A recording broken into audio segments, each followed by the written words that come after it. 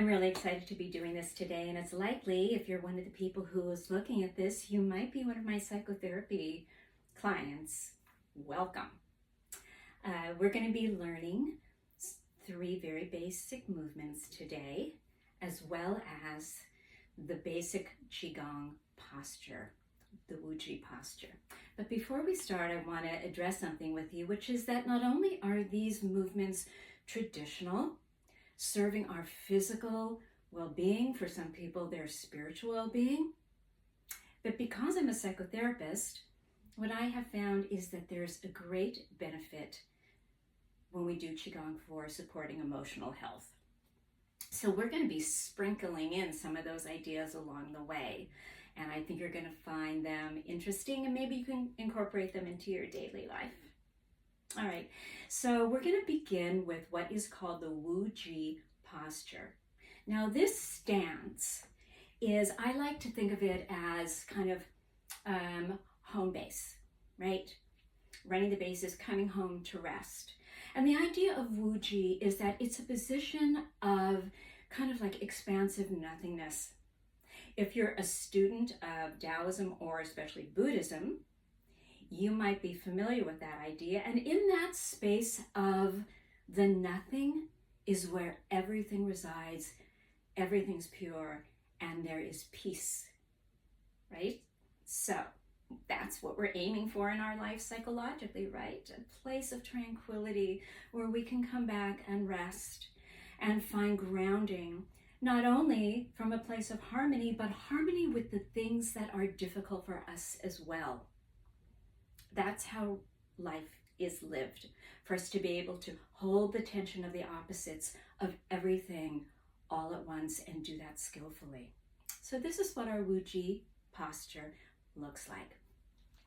Your legs are going to be hip width apart, and you're going to have a state of balance on the balls of your feet. Now, that doesn't mean you're just resting on the balls of your feet, but I want you to pay special attention to that part of your foot. And what you might do is gently kind of rock back and forth a little bit, knowing that I'm not going to be on my toes. I'm not going to only be on my heels. You might notice that actually the way you stand might not be a healthy way for you to stand. Maybe your ankles are turned out. Maybe your ankles are turned in. So have your feet forward again and find your weight evenly distributed and mainly on the balls of your feet, so you really feel that, okay? Also have just kind of a little bit of a gentle relaxation, maybe a tiny bend in the knees. You don't want to be hyperextending your knees. That's not a good idea. So just a gentle resting place. All right, now I want you to imagine that there's a beautiful gold thread that is lifting your head up to the stars. And with that, you might find that your chin also, rather than your neck going forward, that there's an alignment that you didn't know that you were even out of alignment, that as your head goes up, your chin might even come down a little bit. All right, so your head is up, your shoulders are relaxed, and they are resting down. So as your head comes up, you're like a tree, right? Trees grow in 2 directions. They grow up and down at the same time. So your head is going to come up. Your shoulders are going to be relaxed on top of your rib cage. And you're going to have your arms gently open to the side, not hugging the side, but with a little bit of a gentle curve. And underneath your armpits, you might imagine that there is a little bird egg. That will remind you not to squish your arms in, because you don't want egg yolk running down your side. That's such a messy thing, okay? So the head is up, the shoulders are relaxed, the rib cage is sinking down on top of the hips. The hips are going to sink down into the earth like that giant tree. So you might imagine that there's a plumb line that's attached right to the bottom of your tailbone, and it's driving that down. So you're moving up as you're sinking down. And final note, you might remember to put the tip of your tongue on the roof of your mouth just behind the front teeth. So let's take this stance. And just hold this for just a moment. The more you do this stance, the more you're going to find that moving into it becomes so natural and normal. So maybe just for another breath or two, sinking down into the Wuji posture. Okay, now what I'd like you to do is just shake your arms and come out of the posture and maybe walk around for maybe just a minute. All right? You might even take your normal way of standing, which might be a real schlump, and remember, okay, this is how I usually stand. Okay, let's align the body again. Feet are shoulder width apart, hip width apart. Feet are facing forward. You're coming to rest on the balls of your feet. Comfortably, a little bend in the knees. The head, a golden thread pulling it up to the stars as the bottom of the body moves down to the stones and into the ground. The shoulders are relaxed, coming to rest on the top of the rib cage resting on the hips, a plumb line attached to the tailbone, driving you beautifully like a giant redwood into the earth. Your arms gently, just a little bit away from the sides of the body, with a little bird egg under each armpit, and the tongue resting on the roof of the mouth. And we take a breath, settling into this position, remembering all the time, ease, soften, not like this, like this. Soften yourself into the Wuji posture. Head up, shoulders relaxed, tongue on the roof of the mouth, arms gently to the sides, the tailbone down, the knees a slight bend, and you're in the Wuji posture, relaxing. Taking a breath in through the nose, and maybe a careful breath out through the mouth. Conscious all the time of our breathing in through the nose, and maybe this time out through the nose.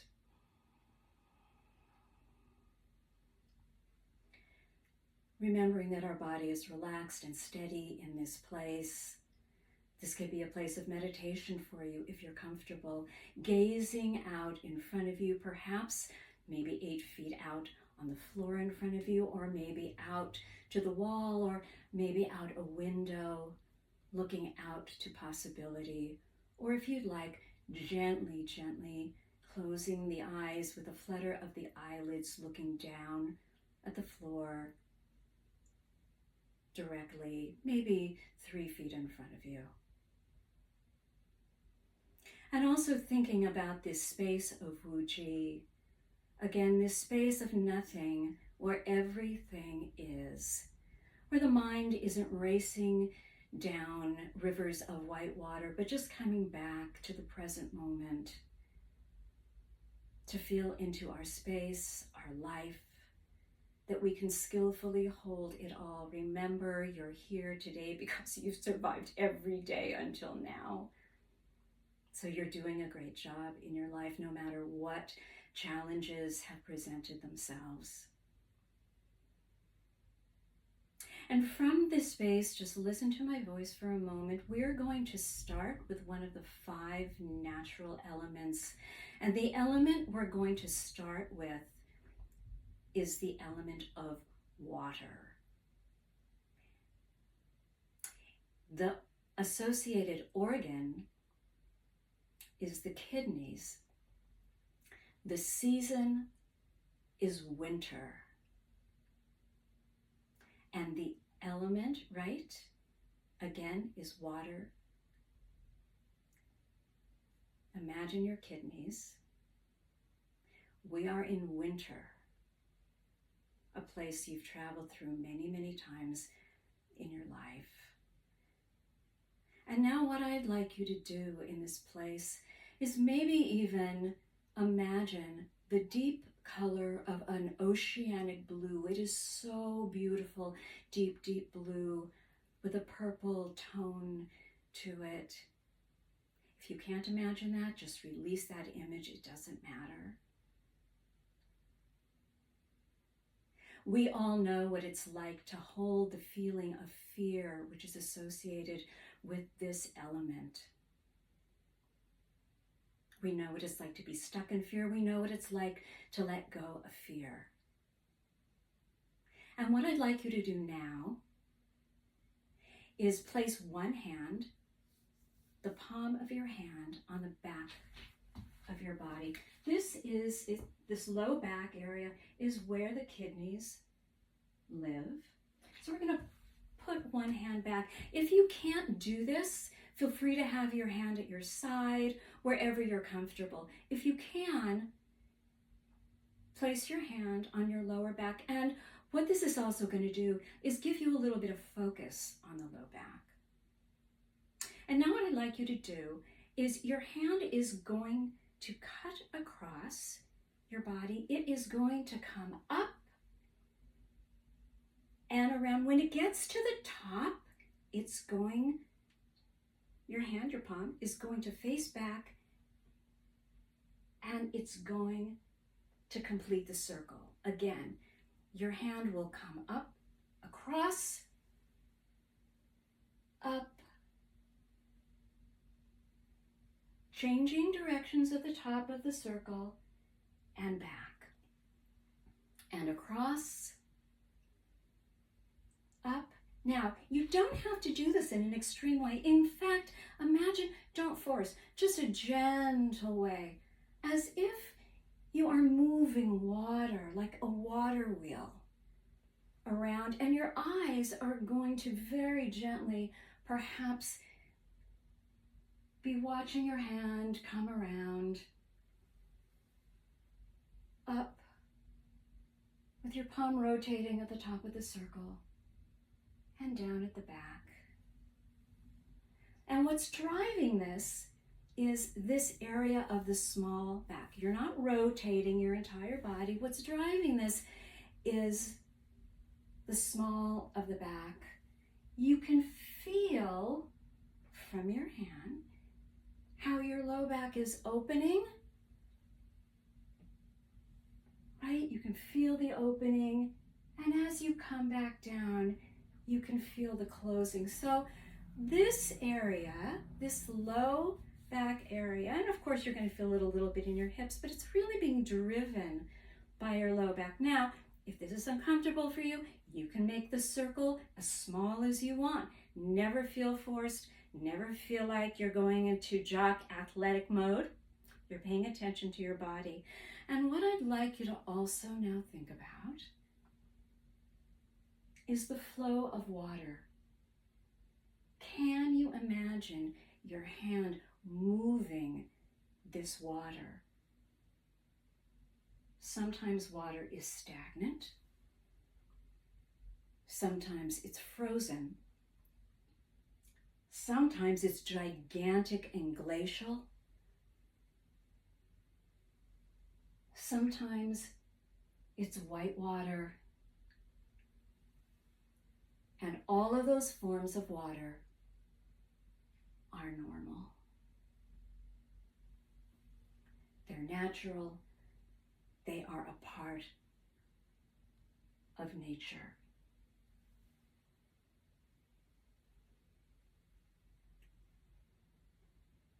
As you're moving your arm and getting used to this motion,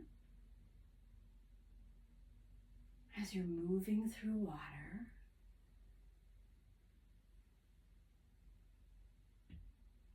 I want you to bring the breath in now. And the breath is going, there's going to be an in-breath as the hand comes up and an out-breath as the hand comes down. In-breath.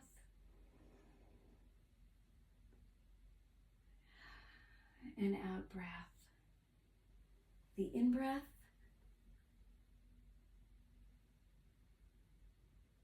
And the out-breath.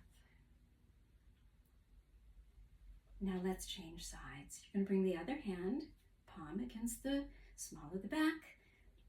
And again, the palm is going to cut in front, up. At the top of the circle, it's going to change direction and it's going to come down. It's going to come up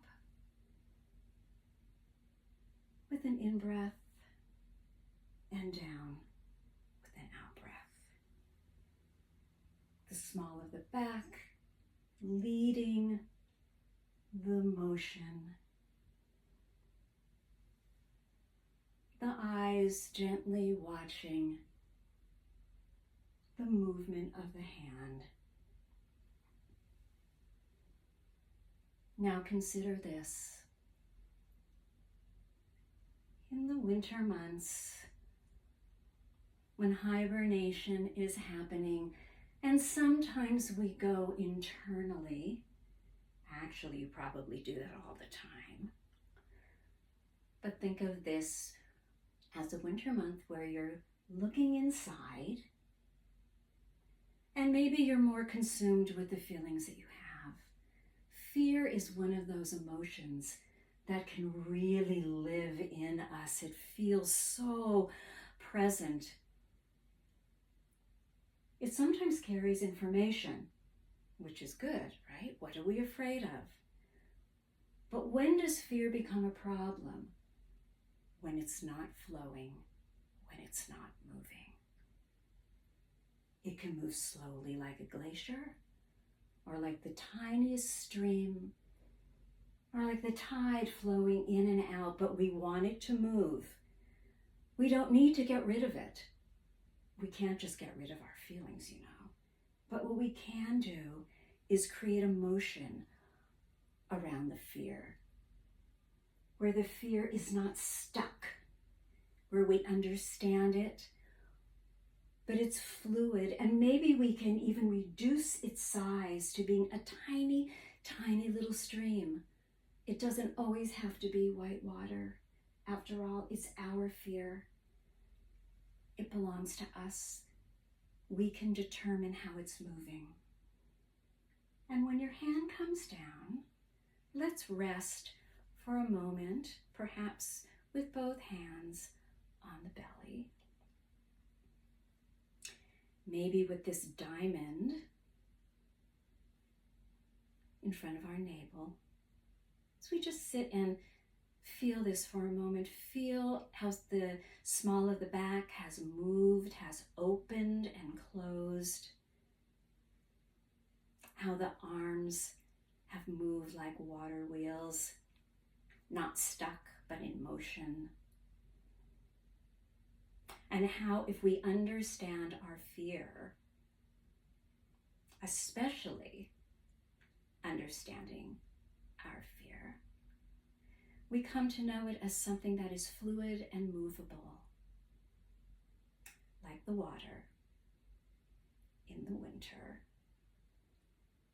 associated with the kidneys. And let's come back to that color of deep blue, remembering that if we dive underneath the ocean, under the choppy, choppy water, what is it underneath? It's calm. We can go underneath the chaos of our fear to a place where there's greater stillness.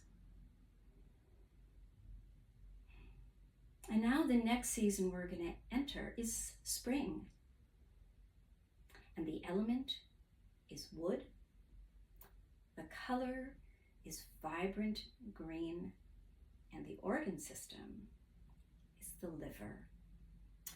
So we're going to bring our feet maybe a little bit closer together, relaxing our body, bringing our hands up as if we're holding a pillow. And here is the motion. I'm going to do it once for you, and then I'll break it down for you. The hand, the arm is going to move forward, and as it moves forward, the palm is going to turn over.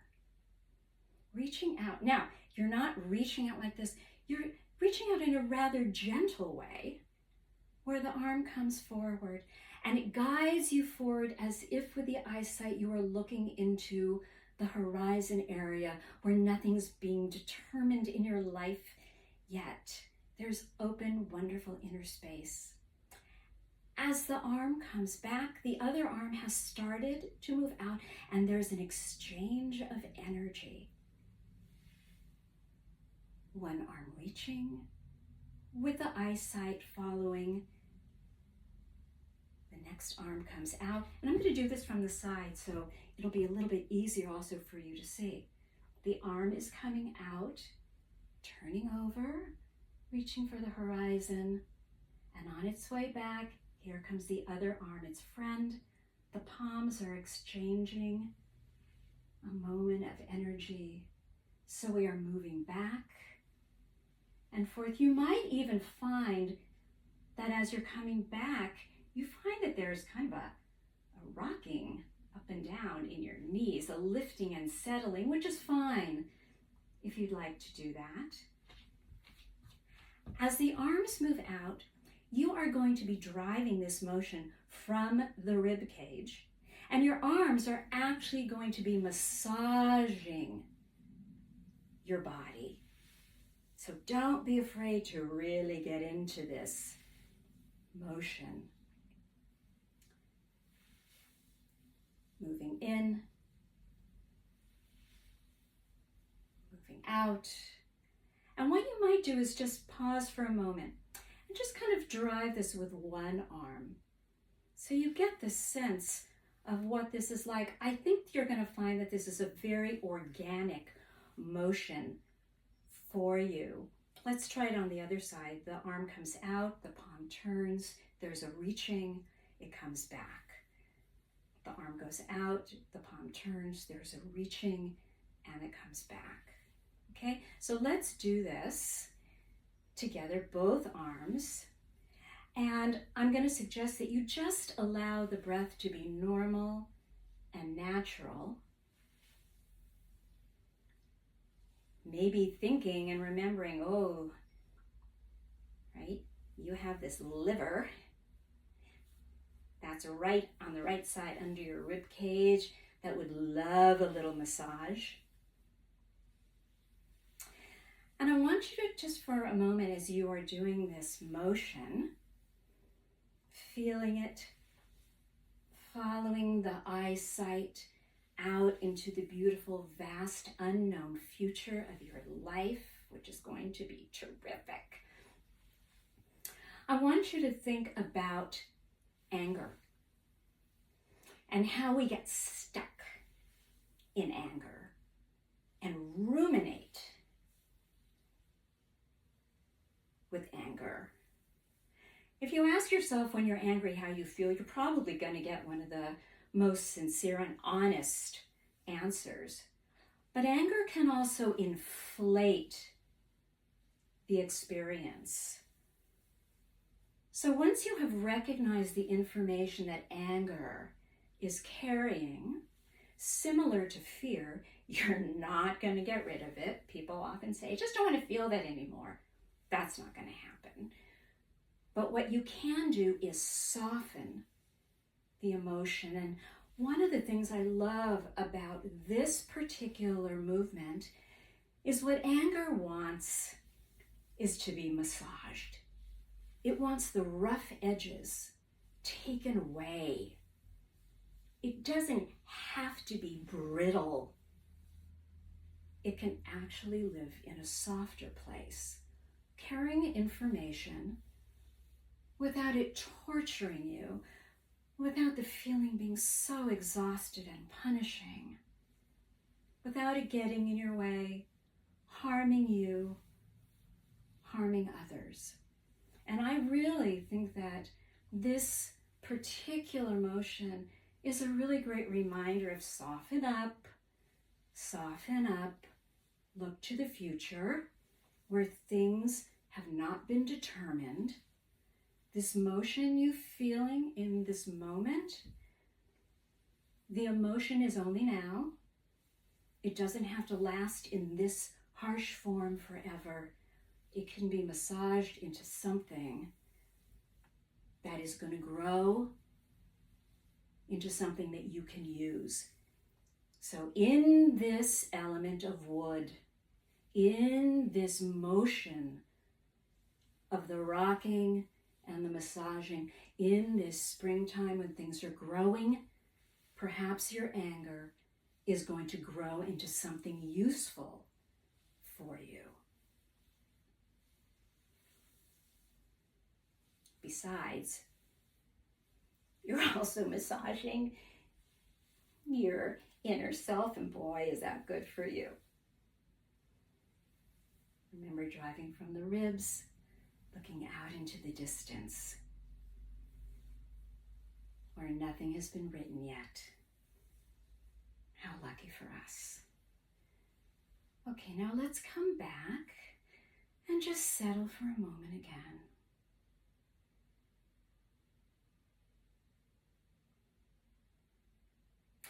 The last stance we're going to do is called the lion playing ball. Now, one of the things about this, which is so great, is that lions, I've seen this described both ways, lion playing ball or tiger playing ball. Pick your critter is what I want you to think of. And I want you to also think of what this animal is about. And this great, wonderful animal is not only a symbol in the history of myth and in the history of art as an animal of great power, but it's also a cat. And what do cats do? They can be scary, they can be the king of the jungle, and they can also play. So this is a wonderful animal for us to find our inner tiger, right? The part of us that walks with pride, that walks with dignity, but also knows how to play. We can be imposing, we can demand respect, and we can also relax and have a really good time. So here's what I want you to do. Our hands are going to come up one on top of the other, as if we're holding a big ball. The top hand will be at your eyesight line, okay?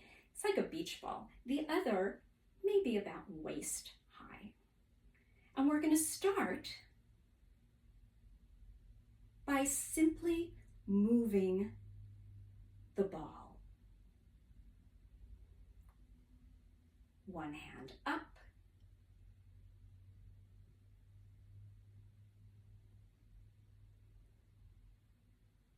and now the other hand up. And if you rest for a moment,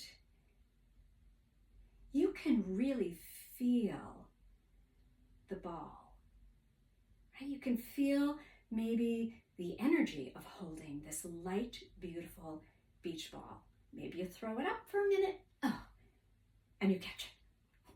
I mean, it is really there in your mind. And if you're one of my actor clients, I know that you can do this like that. You're feeling this thing.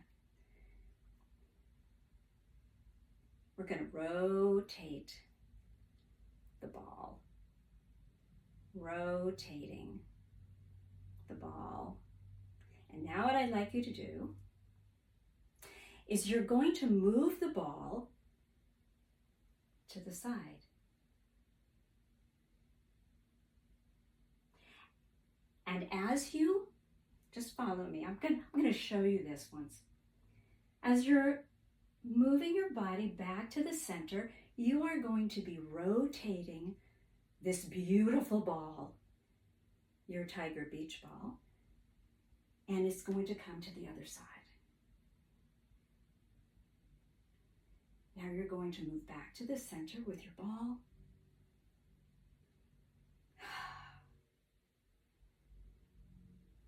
And back to the other side.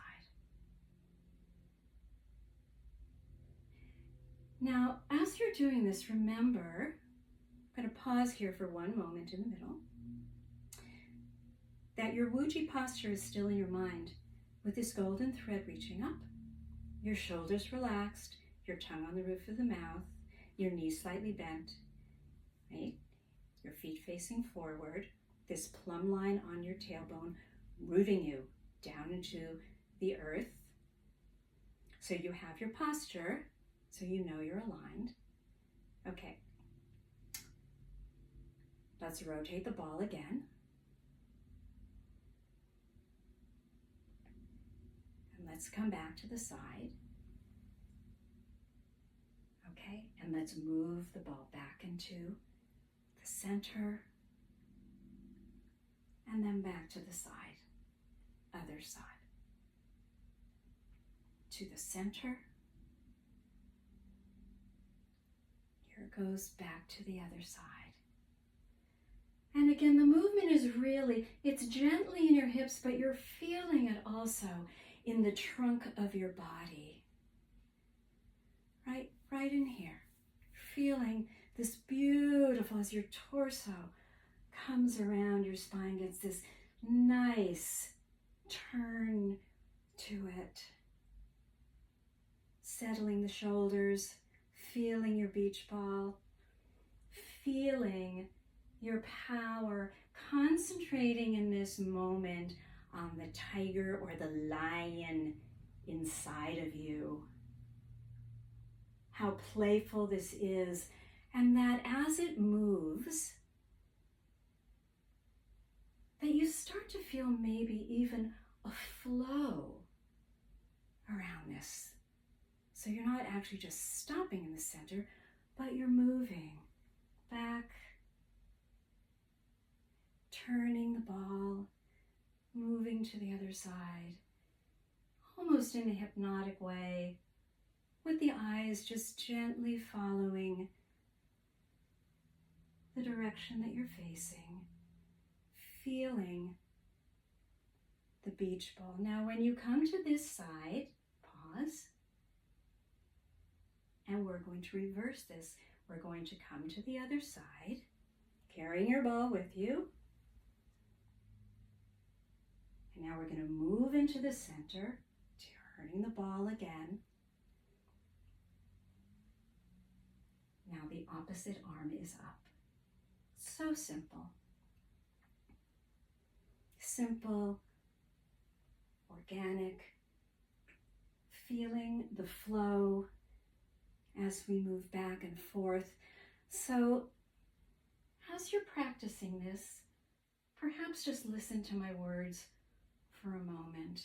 Staying in flow, like water, like growing things in spring, like the tiger, not getting stuck, is so much of our inner work, right? I know that you're familiar with that idea. And in that place of flow, we have movement, not only in our Qigong practice, but in our lives. And part of the practice of this, which I love, is that we are often so disconnected from our bodies. We walk around like our body is just kind of moving our head from place to place. But this is a wonderful practice for us to also do our inner psychological work, connected to our bodies. Remembering that what we feel in our head is racing through our cells, our muscles, our fascia. We are feeling our life throughout our entire bodies. So sometimes to stop, not just journal, not just think, not just worry, but to have a practice that has movement. And the next time we do this, what I'd like us to do is come to the middle, and I'd like us to rest here for just a moment. This resting posture, this standing posture, where again our head comes up, our knees are slightly bent, our body is rooted into the beautiful earth. This tree posture of holding can allow us sometimes to rest in a moment of meditation, to breathe in what we've just experienced, how our body has moved, perhaps in new ways,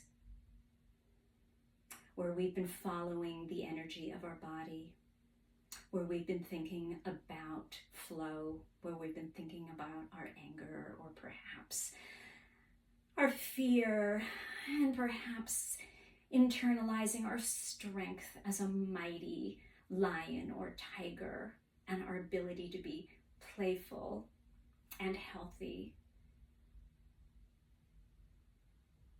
And now what I'd like you to do is bring your feet together, bring your arms down, assume your Wuji posture again, the head connected to this beautiful thread going up to the stars, our shoulders relaxed, coming to rest on our ribs on our hips, rooting down, our arms gently away from our sides with little robin egg underneath each armpit, our tongue on the roof of our mouth.